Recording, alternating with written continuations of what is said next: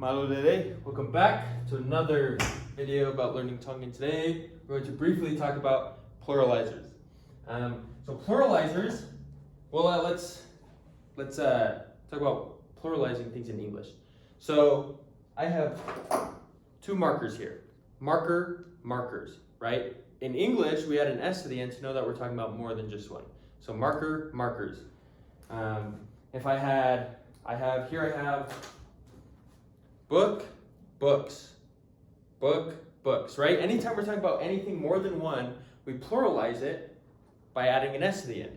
In Tongan, it's not the same. Just like many other things aren't the same as they are in English and Tongan. In Tongan, we have words that we say before the noun to show that we're pluralizing it.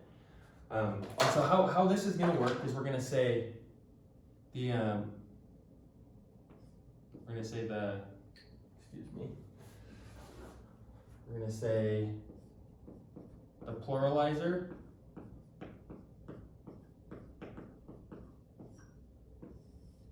and then we're going to say the noun.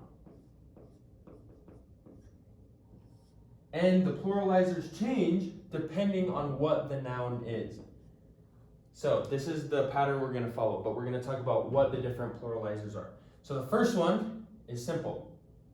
You probably heard it if you've been exposed to any sort of Tongan. It's ngahi. And ngahi is basically everything.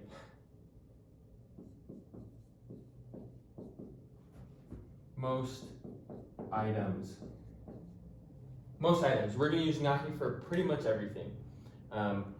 Item-wise, not the other things we're going to talk about. So if I wanted to say book becomes, say I had 3 books. In English, I just say books. In Tongan, I would say ngahi tohi. Ngahi tohi. That shows whoever I'm talking to that I'm speaking of more than just one book. I have a plural amount of books. So ngahi tohi. Ngahi, we're just going to say pretty much every item you can grab or anything or any idea, any concept, pretty much everything except for these other ones we're going to talk about. And so the next one is gao. Gao we're going to use with people. So, say there are 3 teachers. Gao fai ako. Fai ako means teacher, so fai ako, and we're going to say gao before it.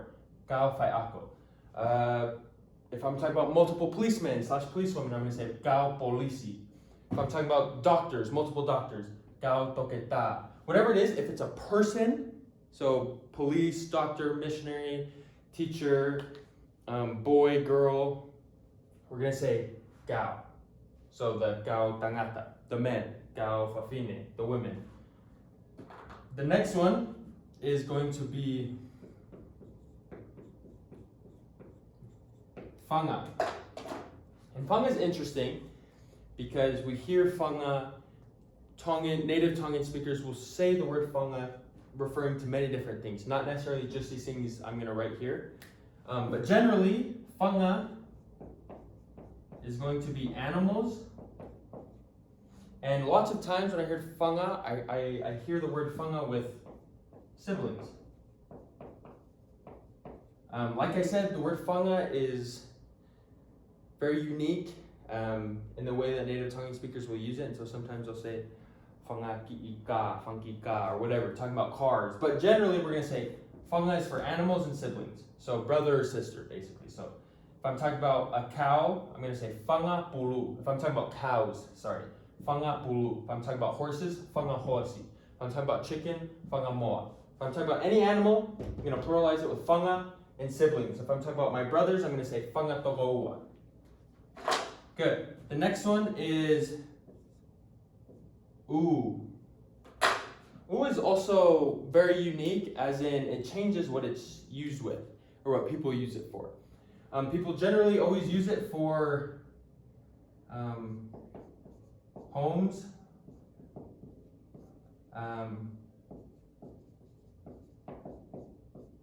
small items, but it's very unique. It's similar to whanga, but it's actually more like ngahi. People use it with most items. It's not as common as ngahi, but people use u a lot. So uapi, the homes or the houses, whatever you're gonna say. Utohi, people will say utohi. Books, right? That one's not super important, but this next one is very important. This next one is ongo. And ongo is two of